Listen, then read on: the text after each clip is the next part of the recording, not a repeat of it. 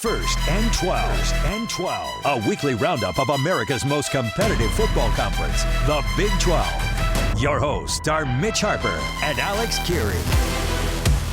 Welcome back into First and 12, hour number 2. Hopefully all of you are having a fantastic Wednesday evening. Typically we're on Tuesday nights, 7 to 9, here on KSL News Radio. But this week with some scheduling, some Utah Jazz basketball pushing us back to a Wednesday. We're happy to be with you on this Wednesday night spot. Mitch Harper and Alex Kirry with you. And Alex, I think for the first time ever, we've got a power rankings where we know probably who's at the top and definitely who's at the bottom. Let's get to it, the Big 12 power rankings. The Big 12 Power Rankings, a weekly rank of all 16 programs, from the elite to the bottom dwellers. We've been doing this show since 2023, and like I said, I don't think we've ever had this, where we confidently know who's number 1 and who's 16. Yeah, and I think it's just going to keep getting, more and more delineated, right? We're going to have a little bit more of a black and white look as to what this thing looks like, and let's go this week. Let's mix it up a little bit. And let's start from the bottom up. How about that? Let's do that. Not that the top is very much in question, but I do think that I forgot to send you this video. I sent it to JJ today. But did you see Mike Gundy post on social media? Oh yeah, the hockey team, the ice pokes. Get your tickets to Bedlam, and he's wearing his signature Oklahoma State visor. He's wearing an Oklahoma State polo. It was weird, man. And I was like, first of all, this is the most social media I've ever seen Coach Mike Gundy do. Maybe he's trying to dip his toes into the water because if he's going to have a job going forward, he could. But anyway, bottom line is Oklahoma State might have more people watching the hockey team against Oklahoma this next week than they are their team. Oklahoma State falls in maybe the worst game of the season between Oklahoma State and Kansas State, the Yuck Bowl. It was just bad, and they continue to be at the very bottom. Colorado continues to be a question mark. They get back to playing again this week after taking the week off, and I don't know what version we're going to see of Colorado this week, but man, they're not very good. UCF getting their butts handed to them by Texas Tech is not necessarily something that we didn't expect to happen, but because everybody's getting their butts handed to them by Texas Tech. But man, it was an awful game. I think 13, Kansas. Any questions there? Again, it's really, really interesting how little we're even talking about Kansas at this point of the year. And Lance Leipold should be wondering about what his future looks like coaching-wise. I don't think they're going to pull the rug out from under him, but I wonder if he's looking around necessarily because of all the jobs that have popped up. And Kansas has just been underperforming. You get all this brand new stuff. You have all you have this team that everybody's excited about. You have a kind of a decent start to the season, and man, they've fallen off. Number 12 on the list, Kansas State. This is a team that we were wondering where they were going to be, and 12 was not going to be it. 12 and 13 for Kansas State and Kansas, respectively, is probably the biggest shock to me about where teams are in this thing. Well, especially when you consider Kansas State started the season, and I know we knocked the preseason polls, but they were a top 15 team, and now they're 12 in the power rankings, and that win over Oklahoma State was terrible. I mean, 14-6. There's an argument to be made that we could have dropped them further, but I still think K-State is better than Kansas, UCF, Colorado, and Oklahoma State. Those poor guys have to go up to Utah this week, man. You know what? K-State, what shocks me, too, is just 2 weeks ago, K-State was pretty competitive against Texas Tech. Yeah. Or 3 weeks ago. 12-7 at the half, right? They were right there until late turnovers in Manhattan to have Texas Tech on the ropes. So it's crazy how far that team has fallen. And number 11, West Virginia, I know they're not going to a bowl game, but again, I thought they showed some fight against Arizona State. And for this week, in this snapshot, give some momentum to West Virginia, who's won 2 out of their last 3 and really put up a good fight at ASU. Number 10, Baylor. This is a team that we could have dropped even further, but it's kind of like you're better than West Virginia, but at the same time, you're not that great. Right. The other teams behind you are there because it's almost like they're fighting to see how bad they could be, right? Yes. And so that's the only reason I think that that Baylor is at 10 because they could be a little bit further down, but if you're talking about morale at programs, they're probably in that 14, 15 range as well. They're just going through it, man, right now. So Baylor getting their butts handed to them by Utah this week. That didn't help. TCU getting their butts handed to them by BYU this week. That didn't help them either. This is a team that look, they're all ready to bowl eligibility, but no one cares. You were in the national championship discussion 2.5 years ago, and that's a weird place to be in for Sonny Dykes and his program right now. Doesn't it feel like he could be a job, or his spot could be one of those shocking, Sunday after the regular season ends, there's been a change in leadership at TCU. He goes to Arkansas or something, or TCU moves on, because it just feels like they've lost all the momentum in that program. They just seem stale. Like watching that game, you and I both were there at LaVell Edwards Stadium watching that game, and like, TCU, where are the athletes? Where's the speed? Where's the talent? It's not showing up at all. It's there, I think, but they just didn't seem to care, and BYU hammered them. Yes. I was blown away by that, and I just thought, man, are they kind of internally just folding up shop on the season and not listening to Sonny Dykes? That was just really telling that there was no fight in that team, and makes you kind of wonder. Adding to the long list of teams that are in that mushy middle of the Big 12 that we talk about all the time is Iowa State, that we just kind of look at and go, I don't know what you're seeing with this Matt Campbell team, but you can't be at the top of the conference every year, I guess. And when you've added teams into the conference that are really talented, are very, very good at recruiting, and are making a difference like immediately when it comes to the NIL space and all that, you're competing against programs that are hungry right now. And I don't think Iowa State is away from that, but I do think that they lost. I mean, what was it, 4 in a row that they had lost before they finally got that win over TCU? But we'll see what they do this week as well. Cincinnati falls to 7 in our rankings. I'm okay with that, because 2 losses in a row is going to make you fall in any poll. And in our power rankings right now, we just don't know what Cincinnati's made of at this point. That's right. And I think, too, that they just had some real issues on their offense, because that was the calling card, was how high-powered their offense was earlier in the year, and makes you wonder, was it a byproduct of a weaker schedule? Now that the tougher teams are appearing on the schedule, it hasn't been smooth sailing for the Bearcats. I'm going to bring something up here, as I think we're at now, what do the kids call it? We're at so I think we have S tier. Yes, teams. S tier. Yes, and right now we're still not there. We're kind of in that the second tier, and there might only be one S tier one if you really talk about. I don't know, but when you talk about a next level, I think that 6, 5, and 4 are teams that are really good and have had great seasons, but they're just not quite there yet compared to the top 3. Arizona at 6. Houston at 5, and Arizona State at 4. I think they all kind of are in the same family together. Arizona State now with the Sam Leavitt deal, and now also with the fact that they don't have their star quarterback. They're winning games, but if you win 125-23 over West Virginia, you kind of go, good for you, question mark? You don't know necessarily, but I don't know if they're going to end up a 7-win team at the end of it, if they're going to end up an 8-win team at the end of it. But I think that Arizona State has had a decent year, but all things considered, with being as banged up as they are, Houston is having an exceptional season compared to last year, but they're not there yet. And Arizona, the close games that they had that they could have won, they didn't. So that's where they are. And I think that 6, 5, and 4 with Arizona at 6, Houston at 5, and Arizona State at 4. I'm perfectly okay with that, and frankly, those teams should probably be okay with it too. Yeah, absolutely. And I think also too underrated with Arizona State was that it has been a good follow-up year to a great season. Mm-hmm. It's not living up to the expectations of being back-to-back Big 12 champs. I mean, there's still a chance if tiebreakers get really funky this week and next week, but they're showing consistency, which is something that's never happened often since the days of, when was the last time they were consistent? Arizona State, you got to go back forever. Yeah. So that is, I think, too, promising with the Sun Devils going forward when you're looking at this conference and how it's taking shape in the years to come.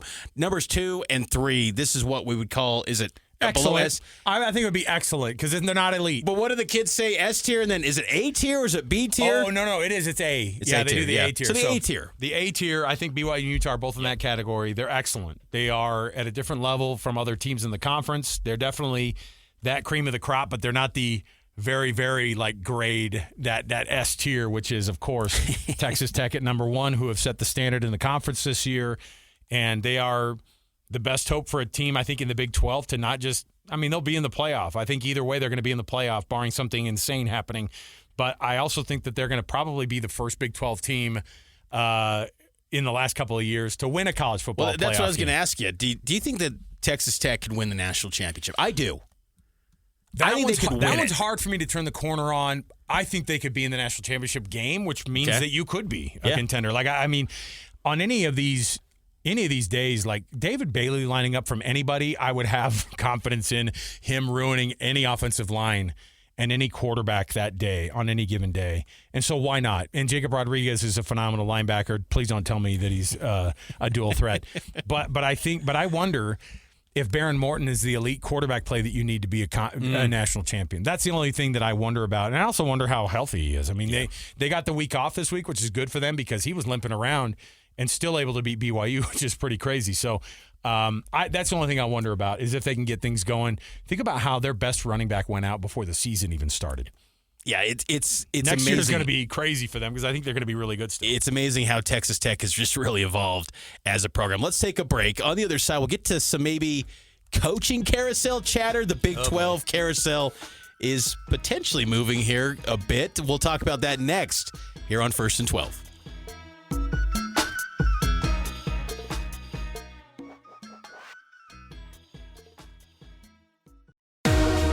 Get all the talk about the Big 12 and college football playoff. JJ and Alex on your drive home. Afternoons 3 to 6 on 97.5. The KSL Sports Zone. Welcome back. It's First and 12 right here on KSL News Radio. That's right. You can hear myself and Jeremiah Jensen on 97.5, the KSL Sports Zone every day from 3 to 7. And then, of course, Mitch Harper, Cougar Sports Saturday, Cougar Tracks. He is the BYU insider here in the market that makes the waves, man. So if you want to get any of that, hit up Mitch on social media. You probably already are. But guess what? We got a lot to get into on this segment because this is kind of one of those that we can kind of decide where we want to go, the direction of this portion of the program. And I think that this is a perfect way to go because you have maybe the most tumult that we've had across the college football coaching world in the big Power 4 programs that we've seen. And what I'm saying is that the amount of coaches that are gone mid-season from massive programs, I don't know if we've seen the number like this. The ability for teams to pivot away from coaches and to be throwing money at other coaches at the same time while they're negotiating buyouts with current guys. And you know, if you're at some programs, if you're lucky enough to be at LSU and you have multiple coaches you're paying right now, I feel like Notre Dame is still paying Charlie Weiss. Is he? I don't know. I don't know how far along they are with that. Like, you have to get yourself into a weird spot to be. And now it's less about the buyouts of these coaches losing their jobs. It's about how much they're going to have to pay to leave the current gig that they're in. Guys like Lane Kiffin, who across the country people are looking at and going, man, that guy, he's either going to take the LSU job or the Florida job, neither of which I think you would want if you're an elite coach and you're at a spot where you're earning fantastic money already. And also, by the way, if Lane Kiffin wants to leave Ole Miss, he's got to pay a $4 million buyout, or rather, his new employer is going to have to foot the bill for a buyout for these coaches. And so it's gotten more strange. But inside the Big 12 itself, you've got a handful of jobs that I think people are going to be looking at right now. Obviously, Oklahoma State doesn't have their coach, with legendary head coach Mike Gundy being walked out of the building earlier in the season. Everybody, if you were to talk about beginning of the season, if there was going to be a coach who may be interested in leaving a program, Kenny Dillingham would have never come up. And I don't necessarily think that it's still come up, Mitch. You tell me, though. Is Kenny Dillingham really somebody who could be on, not the hot seat, but could be willing to walk out of Arizona State this year? I think a program like LSU could make a lot of sense for Kenny Dillingham because I think his personality would fit great down there. Now, they have issues with he's not a Southerner. Like, you know, with Brian Kelly, that was a big came up. Culture fit. Doesn't work. But I think culture, Kenny Dillingham's awesome. But in terms of fit, there is no better place for Kenny Dillingham than Arizona State. And I hope that he stays because he is awesome for the Big 12. He has activated Arizona State, as we were just discussing moments ago. They're playing consistent. Like, I know 3 losses is not where they wanted to be, and that loss to Mississippi State earlier in the year was a real bummer for the program, for that team. But they're still playing at a high level where they're a top 25 teams back-to-back years. You're in the rankings. You're in the national conversation. That has not been happening for a long time. And what he inherited with Herm Edwards and now to where he's taken it, ASU's got so much promise. I just think that the future of the Big 12, Dillingham brought it up last spring where he said someone's got to emerge as the Clemson of the Big 12. Maybe that's not a great example now because considering what Clemson's become this year, but someone where annually you're knocking on the door of the playoff. You're at the top of the league. You're the team to take down every single year.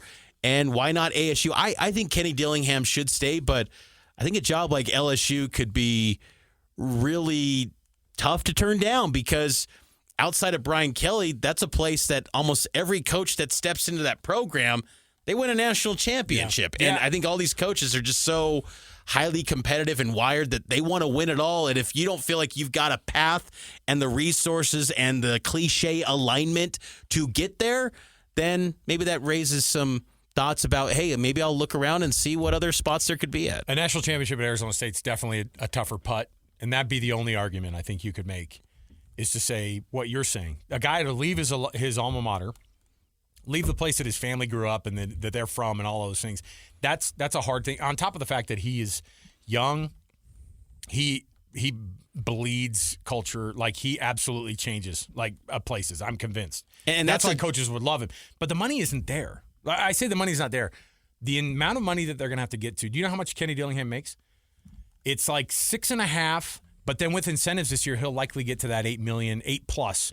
That's elite money already. Now, the elite money, Brian Kelly was making $10 million at LSU. Would you leave 8.5 to go to 10? No. The number that you're going to have to get to if you're going to want to pull Lane Kiffin now, if you're going to want to pull Kenny Dillingham at LSU, you're going to have to be into that Kirby Smart $13 to $15 million range. And you're going to already have to be there if you're going to have to pay the coach's buyout. So the money is insane, but Kenny Dillingham is making insane money. He's not – this isn't the FCS guy that they go, man, we're going to change his life with one quick job. He's making elite Power 4 money already. He's at the top end of the Big 12 already. The question is he going to be incentivized enough from that standpoint? And by the way, the pressure that comes with that is different. It's not just pressure. It's undue expectations. Winning a national championship at LSU, obviously that's the top of what you want. The problem is that you have a toxic way of going about your business at LSU, right? They fired Ed Orgeron with a massive buyout. They fired Brian Kelly with a massive buyout. And now now they're going back and forth. It's a dumb soap opera of like who owes what money. And that guy came in and he was already not a good fit. So whether or not you think that's going to be, just getting a new person in there isn't necessarily going to be the case. And the money isn't the thing anymore for these coaches. I don't think. Yeah. I mean, honestly, Lane Kiffin can probably command whatever money he wants in Oxford at Ole Miss. And I don't know. He might just want the big stage that you're going to get at LSU and Florida compared to Ole Miss. I loved on social media on X this week, an LSU fan was trying to generate the idea of Joey McGuire considering LSU, and Cody Campbell of Texas Tech fame, he just goes on X and says, sorry, bub, good luck with your coaching search, but Joey McGuire isn't going anywhere. How awesome is that, by the way? I love it, because if you're Joey McGuire, you get chills at night and you go, honey, look what I just saw. And he's sitting in that big old Texas bed of his and he goes, can you see this? Brings a tear to his eye. The guy, listen. I've been watching college football for 50 years. I've never seen a booster do this. Here's what's crazy, too. Steve Sarkisian this week has had to answer, calls about whether or not he's going to stay at Texas or not. Yeah, even Desmond Howard on ESPN's going on X saying that. Don't be surprised if the coach of Texas ends up leaving a vacancy. I'm not saying he's getting fired. And their AD gets on and tries to do this Cody Campbell thing, but it actually sounded like he just wasn't aware of anything. He gets on there and goes, this is news to me. It almost sounded like he went, this is news to me. Like, I read it in that tone, and it sounds very different. And I'm telling you, Steve Sarkisian, I don't care what you say right now, Steve, because he had to go on there and say, I'm not going anywhere, which is the famous last words of everybody who has left recently from their coaching post. The problem is where do you go from Texas? Like, in terms of like an elite job, where do you go from there? The NFL? Yeah, I even think that's NFL, not elite, I don't think, compared to Texas. Not the job security that you can get in college football. And then also the one opening right now in the Big 12, Oklahoma State, there hasn't been much. I don't think they're going to get a splashy name. I don't think Oklahoma State's ever going to be that program, but maybe an Alex Golish from South Florida could be an option. Who's the Tulane cat? Summerall. He seems like a guy that'd be great at Auburn. That, to me, like even last night at the playoff reaction, he's like, when he sees that his team is in the rankings. He goes, we're the bottom 25 most of the time. He's like a total coach who rips his team in half. He decides that this is going to be a good teaching moment when he's supposed to be like taking kudos. But that's the kind of crap that gets like an AD all excited in the South, dude. He's like, we actually suck. To be honest, I don't know why you put us there, but anyway, thanks. It was like the weirdest thing. He would be great at Oklahoma State, but yeah, that's the job to me that I'm really curious to see what direction they go. It feels like you've had a lot of time. Hopefully they get that finalized here right when the regular season ends to really shore that up and put that recruiting class together. But I just don't know what direction Oklahoma State's identity is going to be, and this hire is going to kind of define that wherever they go with that. All right. Should we take it a break again? Let's go. Let's do it. We'll get right back to it again. We've got the week that is ahead in the Big 12. The games that matter the most. And I don't know if at this point, nobody's having a bye week at this point, are they? Are we done with bye weeks now? There are a few byes. Oh, my goodness. All right. Well, that might be the case. I mean, in a double bye season, you're going to get them every week, I guess. But we'll get into the biggest games of the Big 12 this week, and we'll stay right here. More to go. On KSL News Radio, it is 1st and 12.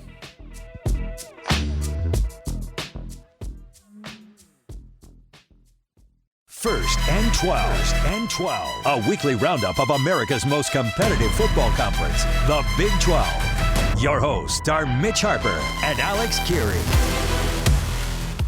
1st and 12 rolls on this Wednesday evening. Mitch Harper and Alex Kirry with you. Week 13, Big 12 action coming up this weekend. 7 games. There's 2 teams still on a bye. Hard to believe this late, but let's get to it. The week ahead in Big 12 football.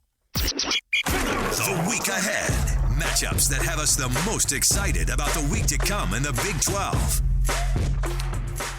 All right, so here are the games that, of course, are on the docket this week. And man, I love football this time of year. It just means more, as they say down in the SEC. It's wonderful. It is awesome to have these games meaning a lot right now. I just want to say a little aside here, okay?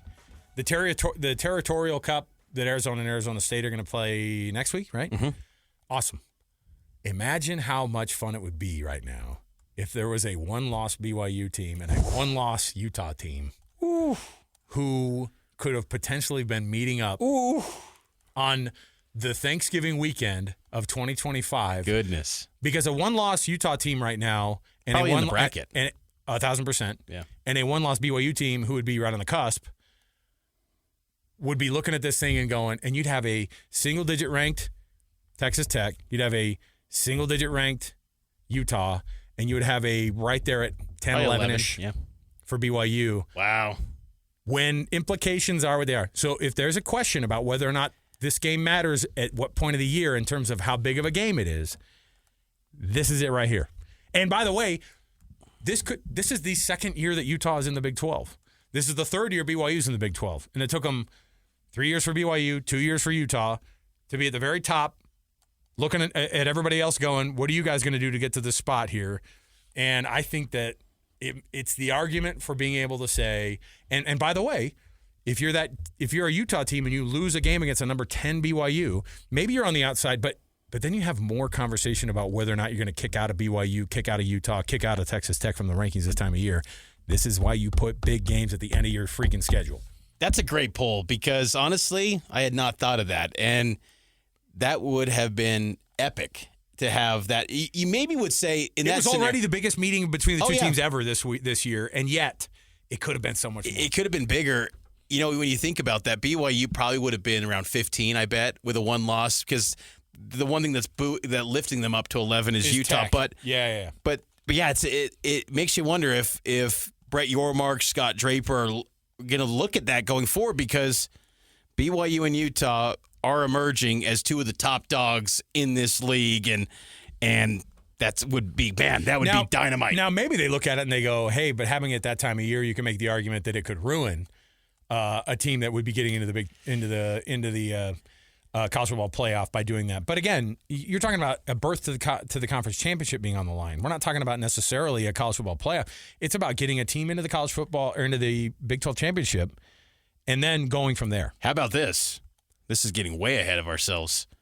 Let me draw this up for you. Hey, if you don't go to the playoff, how about BYU Utah in the Alamo Bowl this year? Hey, Pac-12's Rematch. Pac-12's got to. They've got to live up That's what I'm saying. to their contract. Listen, who owns the Alamo Bowl? I'm assuming it's ESPN. They own most bowls, but I don't know. Valero is what I was going to say. That's the sponsor, but I don't know who actually owns the bowl rights. It's on ESPN. Yeah. Most of the time, ESPN owns these bowls, or ESPN Bowls owns these bowls. If you think those guys aren't thinking about it, you've got another thing coming. BYU and Utah fans are like, no, please, not no. that. Even us who cover this and love this type of attention, like, don't sign me up, please, at this point, especially after the toxicity that's going to happen in the last few weeks of this season, and for sure. Sign me up for Week 13 Big 12 action, though, and it kicks off with, well, maybe don't sign me up for this game. Kansas at Iowa State. There's a couple of dogs this week for sure. 10 a.m. on FS1, and then later that morning, Baylor at Arizona, 11 a.m. TNT. So Arizona fans, hey, you're getting a morning game, good weather. Show up for this one. Support this 7-3 Wildcat squad. I always wonder I'm like, let's see who the TNT game is this week. It's Baylor at Arizona. That's actually a better one than I think we've seen in the past. Kansas State goes to Utah. And it's another team lining up, I think, for the Utes to just knock down again. I mean, Utah knows they know who they are. They know what their identity is. No one's going to question. They're not going to have a different game plan. Good luck trying to stop Devin Dampier and Bird Ficklin and that running offense, who now averages 290 yards on the ground a game. Like, that's got to be the best that Utah's ever done. Maybe maybe back in the day when nobody threw the ball forward, maybe there'd be a different deal. But Utah having this type of a ground game, they were 128 yards a game last year at this point. They are way above. They were like 90th in the country at this point last year in their running offense.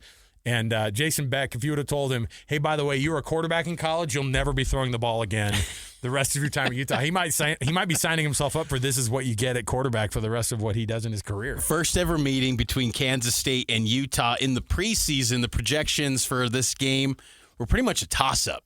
Now Utah is a landslide favorite. We'll see how if Utah can take care of business at 2 p.m. on ESPN2. I'm not a Vegas guy. Sorry. What's the actual line though? 16.5, I believe. It is. I'm actually shocked it's not in the 20s. Yes, it's a big one in favor of the Utes. TCU at number 23, Houston, 2 p.m. on Fox. Another, and I brought this up with Arizona. Hey, Houston fans, show up. I don't want to see social media posts about an empty TD ECU stadium. That's a weird name, by the way, too. Is that what it is? Ooh. But Houston, show up. Like, you got a nationally ranked team, 8-2. This is a spot to go hammer an in-state foe against TCU who's down and out. This is a great spot for Houston. I want to see Houston fans show up. Yeah, it's a weird thing for us to be talking about an 8-2 Houston team. That's the biggest shock in the conference this year, right? I mean, you wouldn't be too hard pressed to say, "Hey, man, Utah could have a big turnaround this year and be at the top of the conference after being 2-7 in conference play last year." No, we knew that they would be kind of back to where they are. But Houston is the biggest surprise in the conference, so why don't you surprise us, Houston, and show up to the game this week? Oklahoma State goes to UCF. Oh my gosh! I told you, good luck. ESPN Plus. Whoever's got that call on ESPN Plus, like you need to maybe consider another line of work because your boss doesn't like you. Your boss does not love you. Hey, the thing is though, UCF, they got bowl eligibility on the line. Oh. They're 4-6. Yeah, win their last two games, including one against BYU, yeah. You got that if you're Scott Frost to motivate these guys. And as far as Coach Meacham at interim coach, I don't know what he tells Oklahoma State to keep them inspired. Maybe we see Haas Haney finally. Maybe. Oh, boy. The week one sensation of Haas Haney? I don't think so. I don't think so. Hey, this one is the big one, one of the big ones. This is the big one of the week, I think, obviously, because it's got so much implication to it. And Big Noon Kickoff again showing up at the Big 12. I was stunned by that. I was too. I was like, all right. At some point, I was like, all right, stop. Like, you don't need to keep. And then Dave Portnoy calling himself Provo Dave this week and standing up for BYU and the Mormons, as he put it. Come on.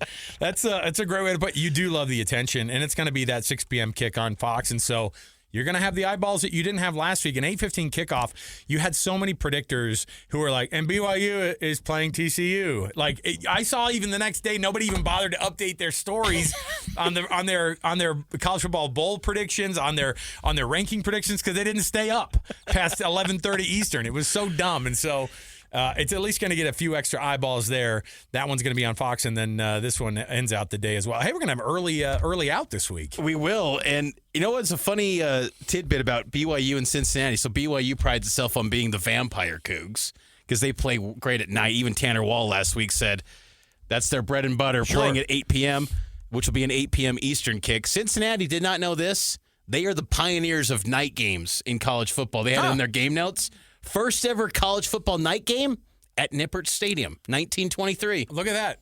I had no idea. I bet somebody had to. I mean, you had to put up a lot of scratch back in the day to put electric lights in. I was kind of blown away that there was a night game in the 20s when I saw that. I would imagine, too, people, they were like, oh, well, I'm not going to that game. You know, those vapors that are coming off of those lights, that magical, we don't deal with this, that magical electricity. Satan himself brings that football game. This game is meant to be played during the day with the sun out under the good Lord's sunshine. Come on. See, play that game under the sun, see? I heard we have the late kickoff this week.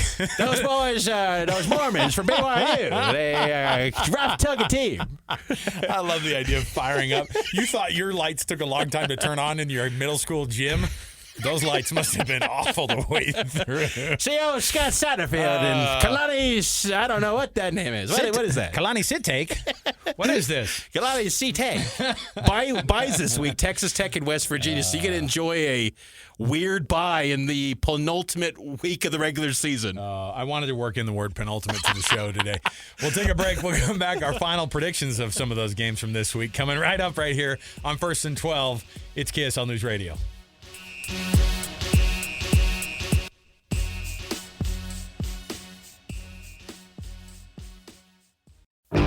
We feed your daily Cougar obsession.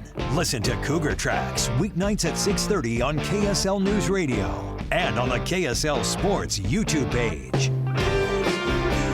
That's right. You can listen to Cougar Tracks every day here on KSL News Radio and get fed Cougar content.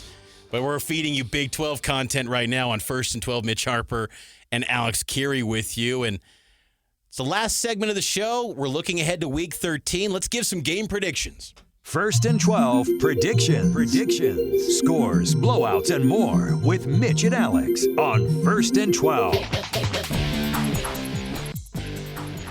All right, everybody. Let's get some predictions going on here. I don't know. Maybe predicting games has gotten a little bit easier as the season's gone along here because people in this conference like to tell you what they are, and then every once in a while you get these wild moments where teams will outperform what you think they're going to do or going to be. I think it's games like Kansas at Iowa State, which is where we're going to start things off here, that are a little bit tougher to make a predictor on because those two teams have underperformed this year. However, going to Iowa State and Kansas coming in, is there a trophy on the line of some sort here? Is there because Iowa State and Iowa have one. Iowa State and Kansas State have the sunflower situation, right? Isn't that what they call it, the sunflower situation? And then you've got Kansas State and Kansas, obviously. No, maybe that's the sunflower battle. Either way. Sunflower Showdown is K-State, Kansas. Iowa State. Farmageddon is Kansas State, Iowa State. Yes, that's okay. right. All And Kansas and Iowa State, I don't believe there's a trophy. We got to get a dumb trophy for that. So I'm going to go with Kansas going to Iowa State. I think Iowa State might actually they may have given up on themselves a little bit. And I know they came back and beat TCU a couple weeks ago, but I think Kansas is going to find some crazy juju on the road. And I'm going to predict, even though that Iowa State is a favorite in this one, not by much, I'm going to go Kansas getting the upset at Iowa State. I'm going to go with Iowa State, but your pick with Kansas, I'm sure, is what the league headquarters want, because if Kansas gets the 6th win, another bowl team for the league and get that bowl payout money, that conference money. Baylor at Arizona. I'm going with Arizona. Bear down. Who you got? Yeah, I'll stay with Arizona as well. Baylor is at this point. I think you saw the death throes last week, and I saw with the punches thrown at Utah against Utah. I think you saw a team that is all sorts of out of sorts. They aren't. I feel like they've kind of given up because they feel like the community's given up on them. It's hard not to think that. And Arizona's trending the opposite direction.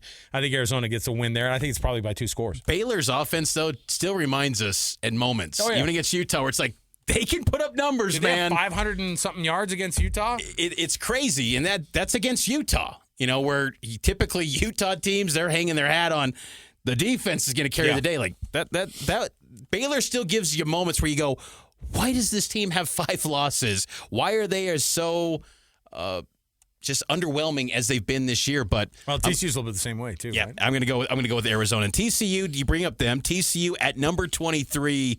Houston, who you got? All right, this is I love what Houston's doing. But they're going to do what a lot of teams have done when they keep cracking the top 25. They're going to exit again, stage left. They're going to lose down in Houston against TCU because TCU, I think, just has more talent, and I think that they're probably going to wake up, smell some blood in the water, and go, hey, man, we don't just want to be bowl eligible. We want to be – because I think TCU's got a couple games left, right? And so they'll likely be playing 2 more games. They can get to 8 wins on the season, and that looks pretty darn good compared to what people are kind of saying about you. I think TCU goes down and gets the upset against Houston. I'm like upset central this week. I'm going to go with Houston to defend home turf. They already had that upset performance earlier in the year against West Virginia. I'm going to say they avoid it this week, but it wouldn't shock me. Your pick, Oklahoma State at UCF. Who you got? Oh, do I have to got anything? I'm going to go with UCF at home.